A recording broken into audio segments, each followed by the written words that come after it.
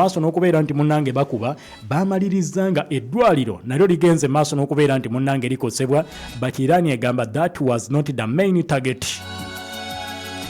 Israel agamba Iran kye yakoze okukuba eggwanga lyabwe nga ne wetwogerera kati Israel bakyasengula abantu bave mu kitundu ekyo kubanga ebizimbe ebyalinaanye Iran we yakubye byalesenga byonna bizzeemu enjatika cracks zezeetolodde mu bizimbe ebyenjawulo bagamba ebimu biyinza n'okubeera nti bigwira bannansi b'eggwanga erya Israel kati babajjawo bagamba nti falling debris ebifunfugu bikyagenda maaso n'okubeera nti biwandagala nga biyinza okkozinga obulabe eri abantu ba bulijjo kaakati ebizimbe ebyenjawulo byasaliddwako dda tebakkiriza muntu yenna kubeera nti asaalimbira mu matwala agaakoseddwa missile ennene ddala ballistic missile yabadde ya mu Iran yagenze maaso n'okubeera nti munnange alonkinga. Jukira Israel yabadde yakamala okututegeeza nti yalumbye enfo z'omu Iran eziwerako bweto n'ekuba missile launchers mpitirivu nnyo nga Iran yabadde tekyalina busobozi kubeera nti elonkinga missiles empitirivu okuva bwe kiri nti launchers ezisinga zabadde zoonooneddwa omusajja omu Israel naye kyababuuseeko kwe kulaba nti omu Iran yasobodde okulonkinga ate ng'obudde bukya n'agenda maaso n'okubeera nti munnange abakuba okubatuusa ku sseeryo abantu 137 ba Israel embeera gye balimu si nnungi omuwendo gw'abafudde Israel tennagwogera naye abakoseddwa tutegeddeko nti abaddusiddwa mu ddwaliro ng'embeera si nnungi babadde 137.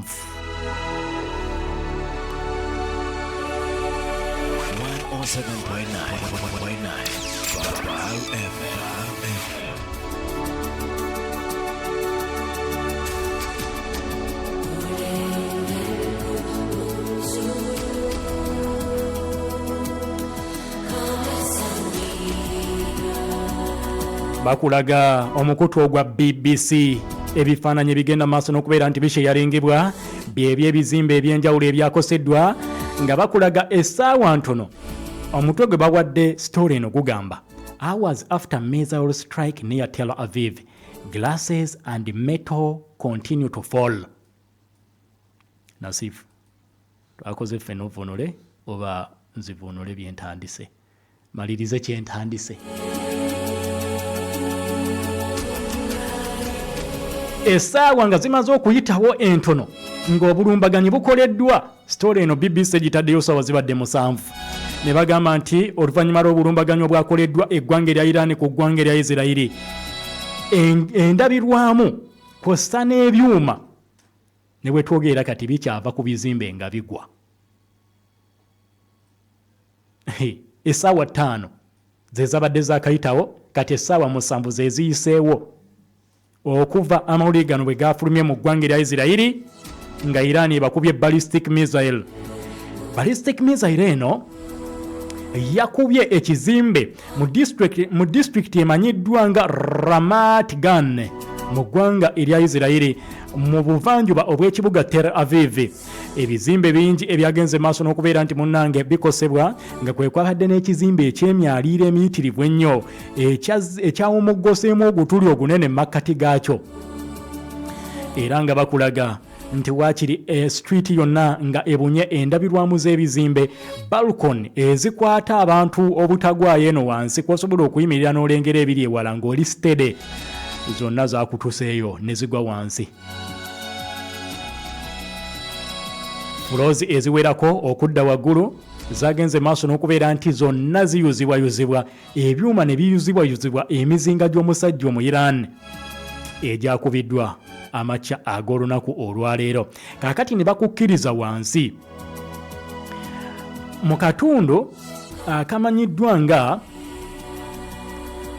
Holon waliwo ekizimbe kinene ddala Holon bakiyita Holon rather ekizimbe kinene ddala nga nakyo bw'okitunuulira kifulukwa ekiwedde emirimu ekizimbe ekyabadde kinene ddala nga kyonna kiyuziddwa era mu bifaananyi ne bakulaga wansi abamu ku Bayisirayiri nga basobeddwa ewaka ne mu kibira bagamba kaakati tuddewa mu Iran yabakozeeko obulumbaganyi bwabadde bunene.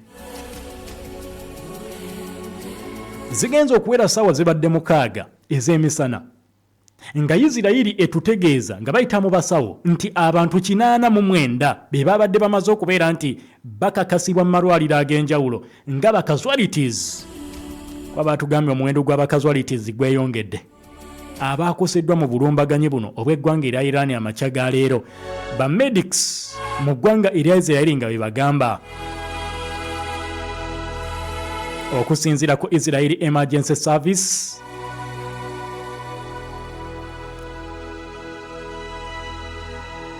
bagiyita Magen David Adon MDA, bagamba abantu 89 be babadde bamaze okubeera nti munange bakakasa mu bulumbaganyi obwakoleddwa eggwanga erya Iran ku ggwanga erya Isirayiri. Kakati twogera bino gwe owuliriza Omuyisirayiri anyiize agamba ekiddako kinene eri omu Iran kiki? Okusinziira ku Bayisirayiri bagamba Supreme Leader w'eggwanga erya Iran tasobola kusigala nga mulamu ku bulumbaganyi obwakoleddwa ku ggwanga erya Isirayiri ekire amakya g'olunaku olwaleero. Kukikoleddwa ku Isirayiri, Abayisirayiri bagamba Supreme Leader ow'eggwanga lya Iran tebasobola kumuleka nga mulamu, bateekwa okumutta. Ge mawulire kati agava mu Isirayiri. Defense Minister wa ggwanga lya Isirayiri amanyiddwa nga Israeli Quds avuddeyo n'agamba ono Supreme Leader w'eggwanga lya Iran tebasobola kumuleka asigale nga ayinaayina, tebasobola kumuleka asigale nga atambula ku bulumbaganyi bwe bakoze ku ddwaliro. Ono tasaana kulekera bulamu, asaana kujjawo bujja bamutta aveewo.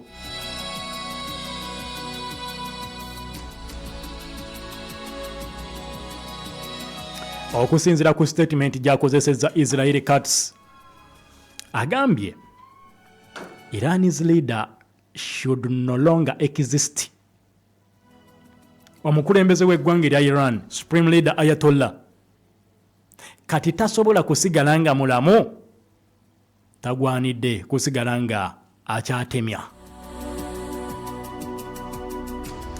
Bw'abadde ayogerako eri bannamawulire mu kitundu ekimanyiddwa nga Holon okulinaana ekibuga Tel Aviv, Israeli Quds mu oyo defense minister wa ggwanga lya Isirayiri agambye Khamenei openly declares that he wants Israel destroyed. He personally gives the order to fire on hospitals. Nti okusinziira ku kibakoleddwako amakya g'olunaku olwaleero nabo bennyini kibakanze Abayisirayiri. Ne bagamba kati kino kyakoze kiraga nti mu bwongo bwe ayina ekiruubirirwa ekinene ne mutima gwe. Alaze lwatu nti ayagala Isirayiri eggwanga lyonna nga likubiddwa liweddewo. Ayagala kutusiimula ku maapu ya nsi. Ayagala eggwanga lyonna kulikuba kulyonoona. Nedda. Ng'agamba tukimanyi bulungi nti ye kennyini nnyini Supreme Leader w'eggwanga erya Iran, Ayatollah Khamenei, yawa naga Khamenei yennyini nnyini yawa ebiragiro era yabawadde ebiragiro nti mukube eddwaliro. Ne bagamba nedda. Nagamba nti he considers the destruction of the state of Israel to be a goal. Such a man can no longer be allowed to exist. Ebigambo by'omu Isirayiri nti ye kati atunuulira ekyokusaanyawo eggwanga erya Isirayiri, okukuba n'okufufuggaza ebizimbe na buli kimu n'abantu aba Isirayiri, akuba Isirayiri agisaanyeewo. Agamba kati akitunuulira nga kyekiruubirirwa kye ekikulu kukuba Isirayiri atumalewo. Naye omusajja afaanaganako bw'atyo tasobola kubeera nti akkirizibwa okusigala nga mulamu. Such a man can no longer be allowed to exist. Oyo tetuyinza kumuleka nga mulamu, ateekwa okuvaawo. Obulumbaganyi jjukira tebwakoleddwa awo wokka. Eddwaliro erimanyiddwa nga Soroka Hospital lyo lye lyasinze okubeera nti lirugwamu. Isirayiri lyatulaga kati nti eddwaliro lye lyakubiddwa. Wabula nkugambye nti Omuyiraani yagamba tageti ye tennabeerako ddwaliro. Ebyo just byabadde fragments ezakubye eddwaliro, but enfe yakubiddwa ndala nnyo. Isirayiri gyetannaba kubeera nti eraga y'eddwaliro eryayuziddwa.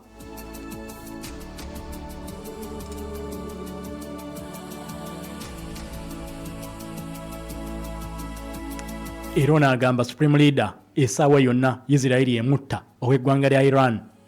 Jjukira Omumerika ye yabagamba mugira mumuleka. Era ne Donald Trump gye boboddeko lwali lunaku lwa Sunday n'awandiika ku mukutu gwe ogwa X n'agamba nti Israeli erimu Amerika n'Abayisirayiri bali mu controllinga bwengula bwa Iran. Era bamanyi supreme leader ow'eggwanga lya Iran wawaali. N'agamba naye tetugenda kumutta kati. For now tetugenda kumutta. Kakati Israeli agamba ayina omutta supreme leader ow'eggwanga erya Iran.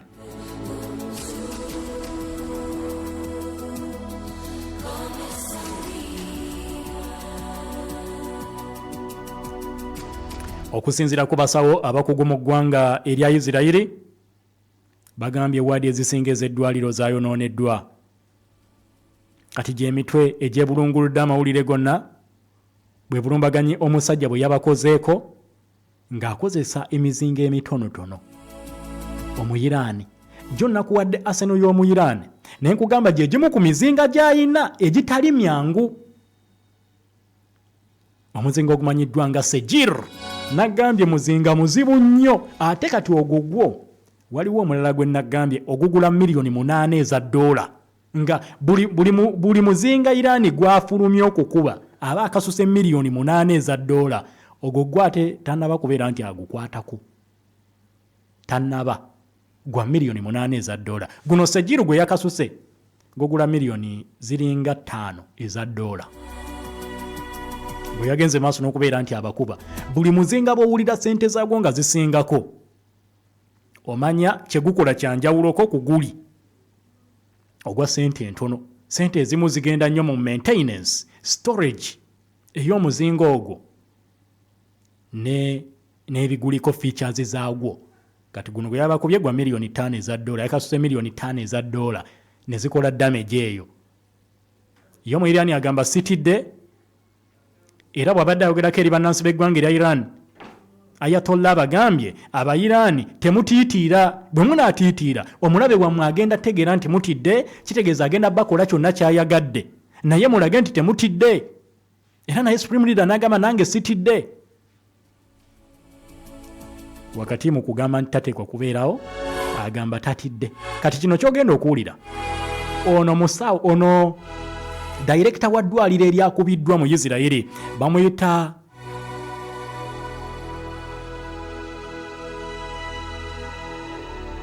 eddwaliro baliyita Soroka Hospital eryakubiddwa. Agamba wardsi zonna zaayonooneddwa.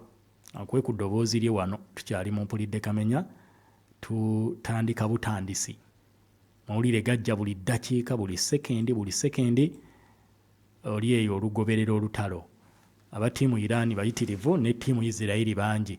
Omuyisiraeli agamba enfo za Iran nyingi zakubye, kyokka waliwo amawulire gegenda okuwa maaso awo ebyama bitandise okuvaayo. Kati ekitongole ekitunuulira ensonga za nyukiriya mu nsi yonna bagamba Iran bakoze okunoonyereza nga tekolanga ku bbomu y'amaanyi ga butwa era balumbye ya bwereere. International Atomic Energy Agency bwe bubaka bwe bategeezezza olunaku olwaleero bwe batunuulidde Iran tetuukanga kapasite ekola bbomu y'amaanyi ga butwa. Oliriza bino nkomewo nkubuulire.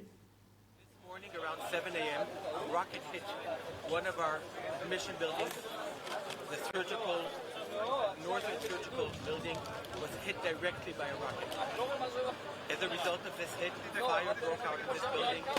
Several wards were completely demolished, and there is extensive damage across the entire. Lwaki sikuvuunulira bino olwa bufunda bwa kadde kuba wanaayogera oluzungu lwalumaleyo ate nzire mu Luganda. Kankuvuunulire lumu omukulu ono byayogera. Ye director w'eddwaliro erikubiddwa mu ggwanga erya Isiraeli amakya ag'olunaku olwaleero. Amakya g'olunaku olwaleero ku ssaawa nga emu ey'okumakya rockets zigenze maaso ne zikuba ekimu ku bizimbe byaffe.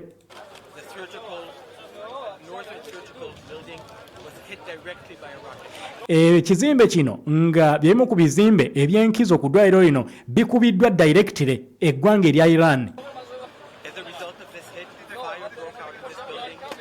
Several wards were completely omuliro gugenze maaso n'okubeera nti gugezaako okukwata ebitundu ebimu eby'ekizimbe kino era waadi eziwerako ku ddwaliro ne zibeera nti munnange zoonoonekera ddala demolished, and there is extensive damage across the entire hospital. era extensive damage egenze maaso n'okubeera nti ekolebwa damage nnene ekoleddwa ku ddwaliro With damage to buildings, structures, windows, ceilings.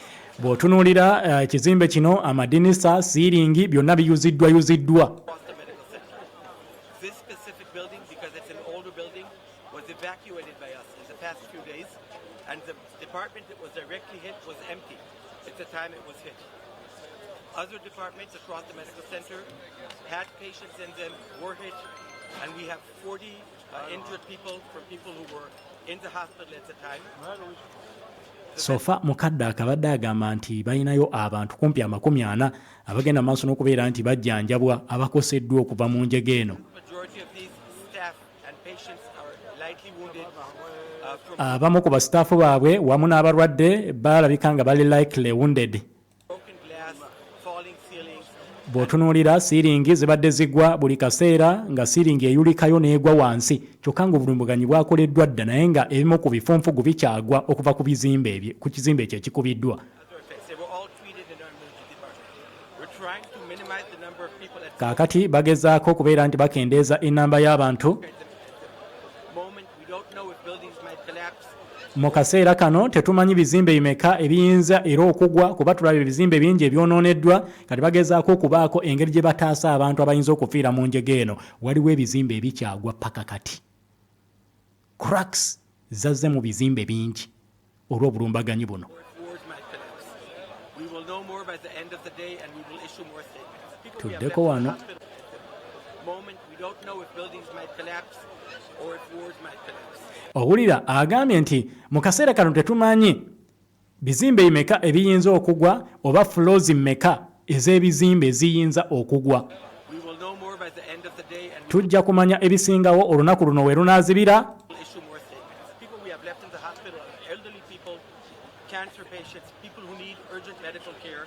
abantu abagenze maaso n'okubeera nti bakosebwa abantu kati abali mu kujjanjabwa beba abantu abakadde abantu abalwadde ennyo abalwadde bagenda maaso n'okubeera nti bafuna obujjanjabi Cannot go home and abatasobola kati kugenda waka targeted directly to be killed. okubeera nti bali targeted directly okubeera nti munnange battibwa There's no other explanation for this, and it's shocking that such a thing would take place.